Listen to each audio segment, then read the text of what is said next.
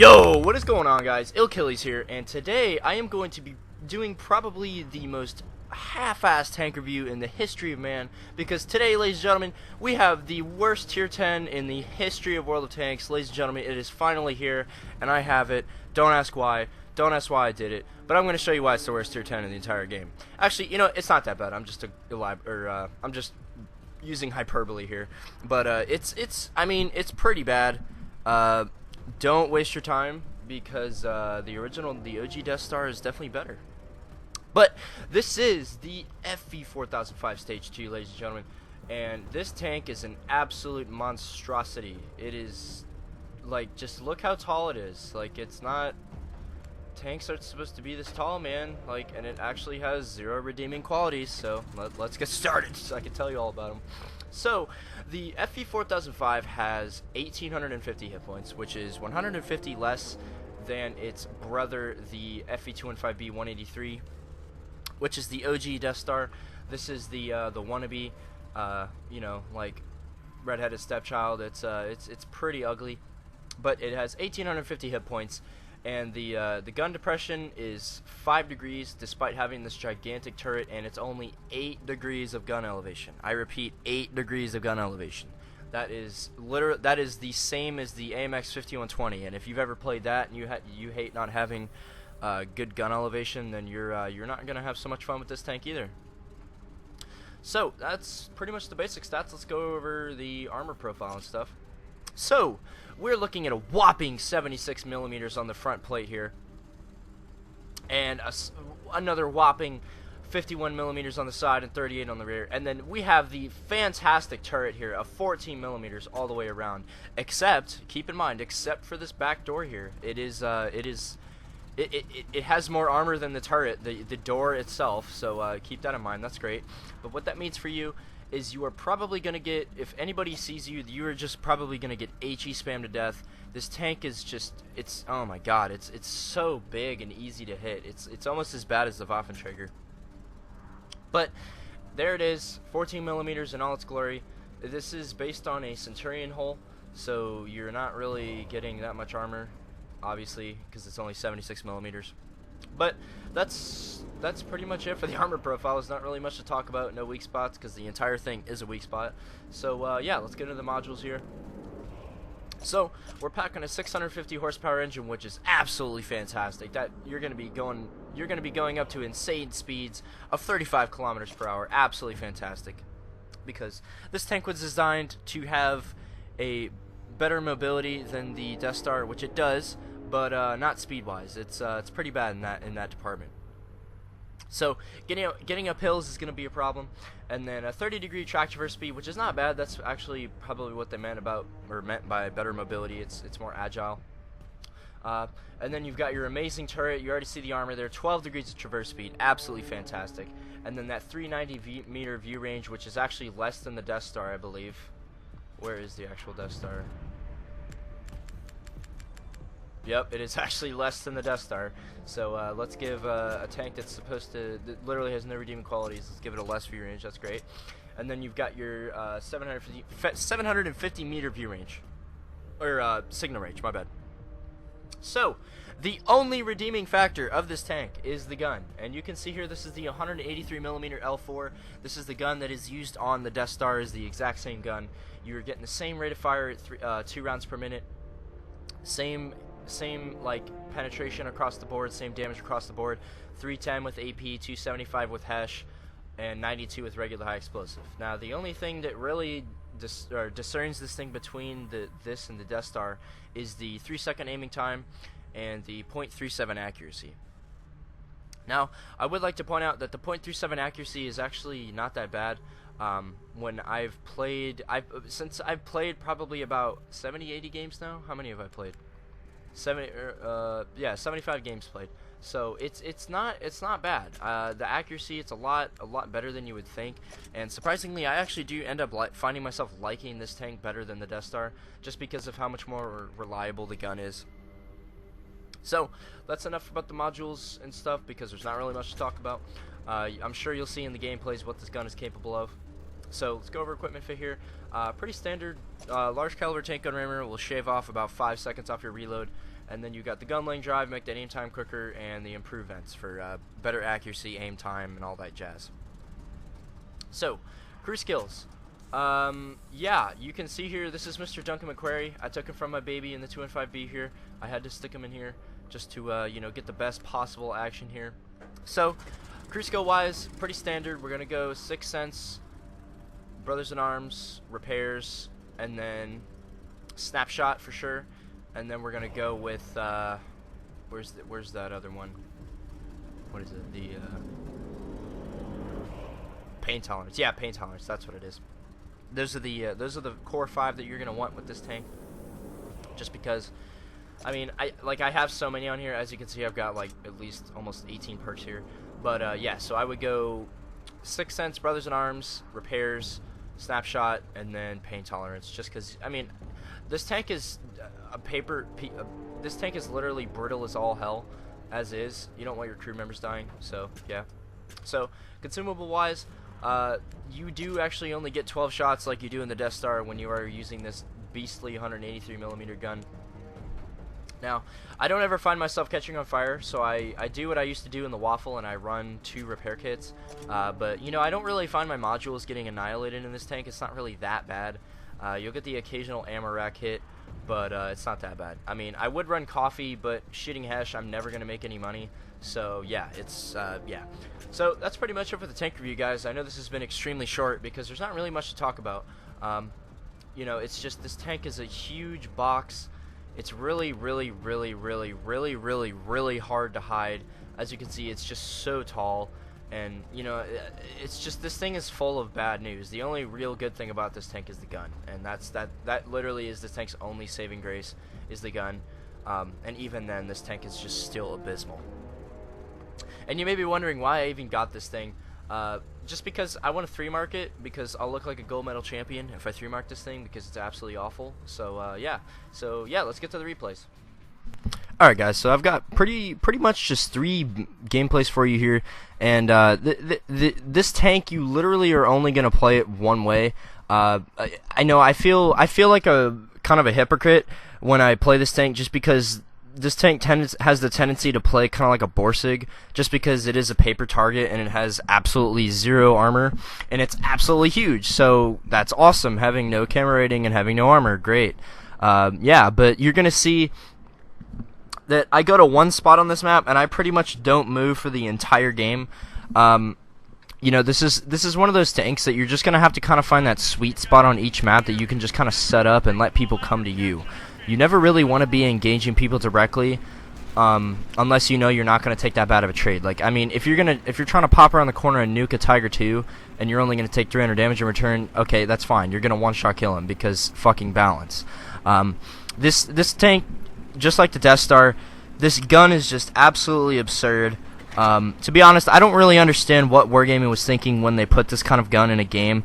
So you're pretty much putting in a gun that has the ability to one-shot kill almost every single tier 8 and 9, with the exception of sometimes the Tortoise. I mean, I've one-shot killed the Tortoise before, but I mean that's actually you can one-shot kill every tier 8 and 9 and some 10s. Just the sheer fact that is even possible is absolutely retarded, in my opinion. I don't understand why they thought it was a good idea to put this gun that has the ability to do this much alpha damage in just instantly. There's no time. It just takes one shot and they're done. Like, it's and then even if they don't die, you have like 200, 300 health, and all your modules are fucked. Like, you literally, there's no point in even playing the rest of the game unless you have like pain tolerance and like spall liner and stuff installed, so like your modules didn't take that bad of damage. Like, you're gonna see here, like, look at that. Like, that guy is not gonna want to play the rest of the game. Now, granted, he's not going to get to, because Jake here in the E5 right next to me is gonna clean him up here in a second. But it's just like, I don't understand why they thought it was a great idea to do something like this and do it again, because this is the second installment of this gun, and it's so stupid. And then the thing that pisses me off more is the fact that even if you don't penetrate, this gun is of such a high caliber that you're almost guaranteed 500 to 600 damage no matter where you hit a tank.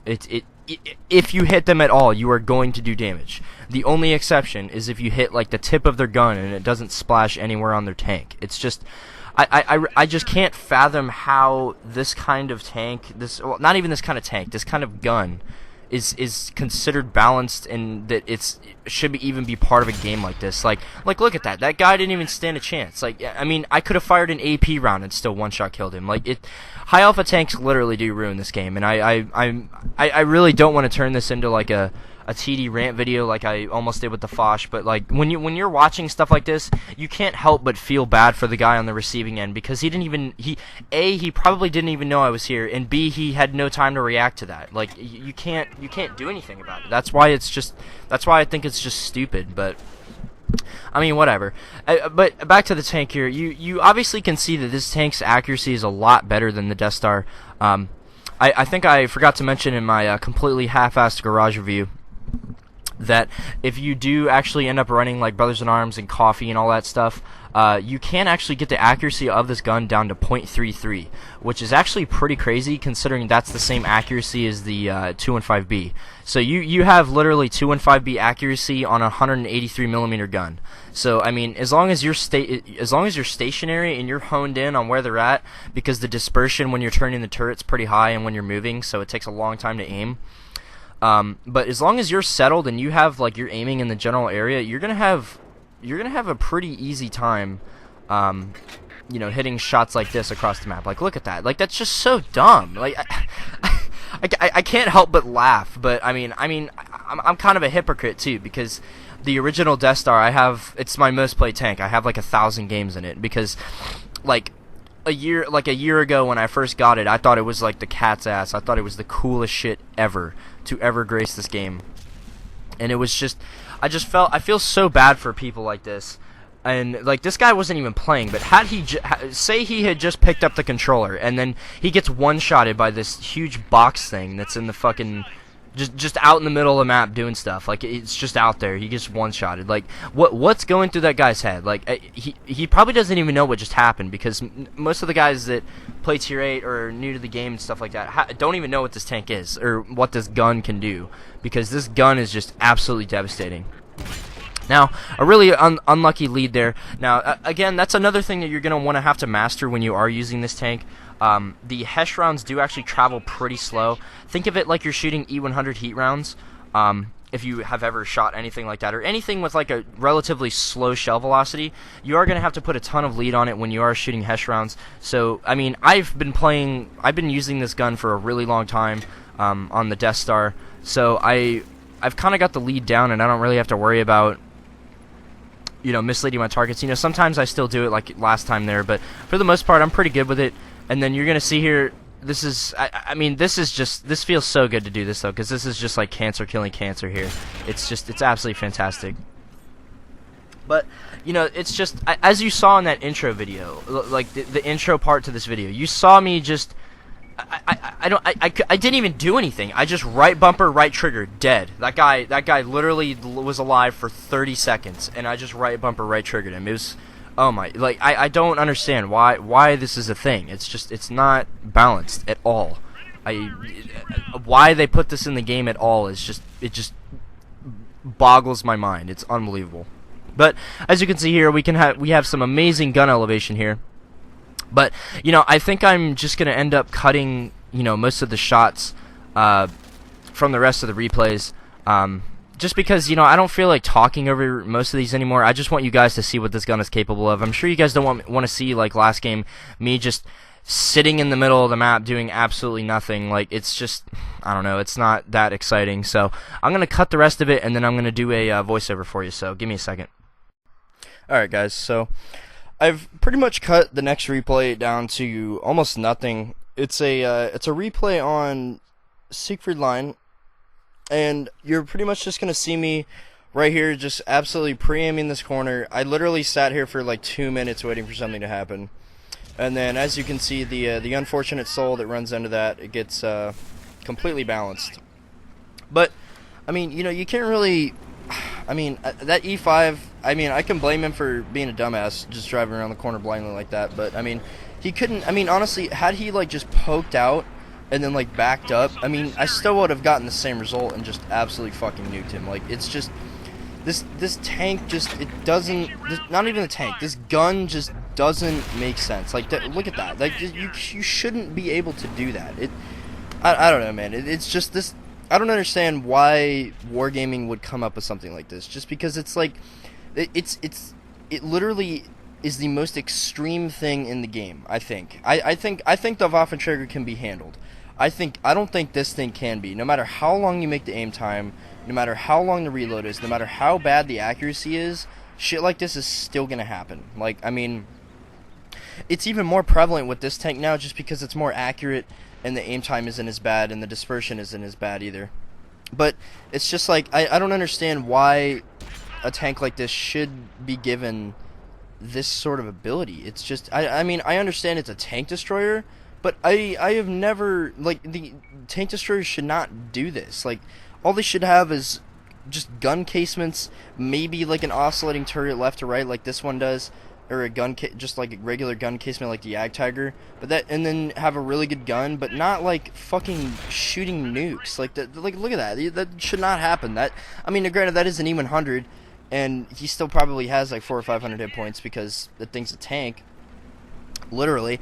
But it's just, I don't know, man. This tank just, or this gun is just absolutely ridiculous. But to get back to the tank, I feel like I really do enjoy this tank a lot more than I do the Death Star, just because this game really frustrates the hell out of me when it doesn't work like it's supposed to. Like, I hate it when I have really bad RNG with this tank, or not with this tank, with the Death Star. You know, that 3.5 second aiming time and the 0.4 accuracy, just it really does hinder your ability to be as effective as you could be. This tank does this tank's really good for, you know, more long range kind of stuff, which you're going to see a little bit more in the next replay. This is more just like city snapshot bullshit. But I ended up dying right after that, so that game ended up being a 7,000 damage in 5 shots. So, yeah, you do the math on that one. Completely balanced.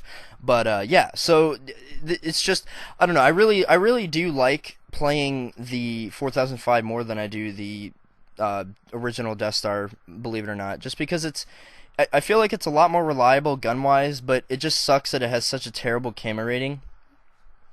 And then it's just absolutely huge and made of literally paper. There's nothing... this tank literally can't take hits because it's... oh man, I just watching that right there just made me just so heated because I know what that feels like. But it's just, this tank cannot take hits. And it's huge. It's a box. It's made of paper. It's if you get hit by Artie in this thing, you are done. Like, it is a guaranteed. You are fucked. Like, you are going to die. The first game I played in this was on Sand River. I got like one shot off, and then I got fucking one shot by a Conch GC. Like, I mean, I had it coming because I'm playing this tank because it's just absolutely ridiculous. But I mean, you know, it does get annoying at times, but then when I get artied and I get really pissed off, I realize that I'm in a tank that can one-shot kill things. So then I just kind of like take a step back and I'm just like, nah, no worries. So, I mean, you can see here, that's the thing I'm talking about, that shot that I just got on that guy. I didn't pen him, which I thought I was going to, but, you know, I still did 400 or 500 splash damage. Like, that's just, that shouldn't happen. But I mean, I don't know. This is one of those things that I feel like Wargaming has put an animal in the game, and they're not going to be able to tame it because this type of stuff is just something I don't really think you can balance. Like, it's just going to be here, and since it's been introduced, they're not going to take it out, and there's really no aspect that you can nerf this to where you'd make it balanced. To what, say, like, I don't even know, like the E4 standards or E3 standards. Like, all they have to do for those is just nerf the alpha and make the reloads not as long. That's easy. But for something like this, I mean, I guess because we still don't have the Hesh penetration nerf.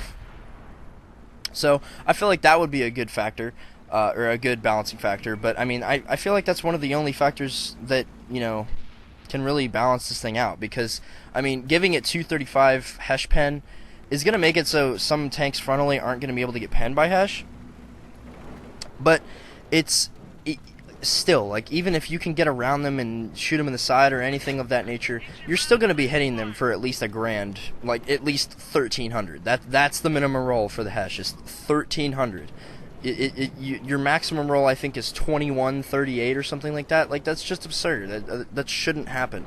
But I don't know. This tank, it's fun. I enjoy playing it.